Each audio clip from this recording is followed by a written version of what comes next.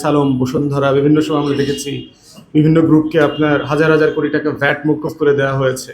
মানে এটাই হচ্ছে লুটেরা মডেল। রাষ্ট্র বানানো হয়েছে গরিব মানুষকে সাহায্য করবার জন্য, রাষ্ট্র বানানো হয়েছে অসুস্থ মানুষকে চিকিৎসার ব্যবস্থা করবার জন্য, রাষ্ট্র বানানো হয়েছে অশিক্ষিত লোকদেরকে শিক্ষিত বানানোর জন্য, রাষ্ট্র বানানো হয়েছে দুর্বল মানুষদেরকে নিরাপত্তা দেবার জন্য। কিন্তু এই রাষ্ট্রগুলোতে দেখবেন এই মানুষগুলোই সবচেয়ে বেশি নিপীড়িত।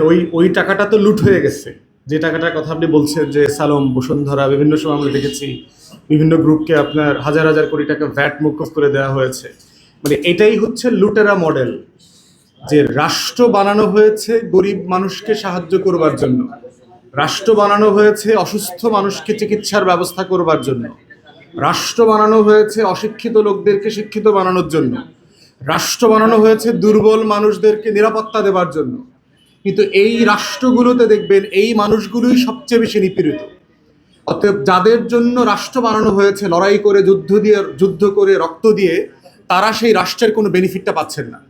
তো সেখানেই আমরা বলছি যে সকল পরোক্ষ কর গ্র্যাজুয়ালি রাষ্ট্রকে বিলুপ্ত করে ফেলতে হবে।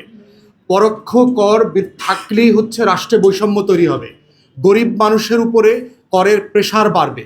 এবং বর্তমানে দেখেন আমার রাজস্ব আদায়ের প্রায় 50% টাকা আসে হচ্ছে ভ্যাট থেকে।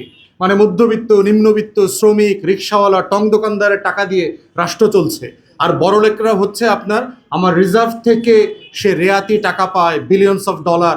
আমার রিজার্ভ থেকে সে সাবসিডি পাচ্ছে, বড়লোকদেরকে ট্যাক্স মৌকুফ করা হচ্ছে, বিল মৌকুফ করা হচ্ছে।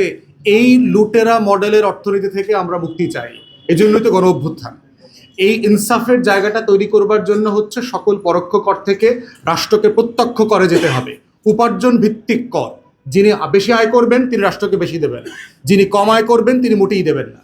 এই মডেলে না যাওয়া পর্যন্ত এই বৈষম্য থেকে, এই ইনইকুয়ালিটি থেকে আমরা রাষ্ট্রকে বের করে নিয়ে আসতে পারবো না।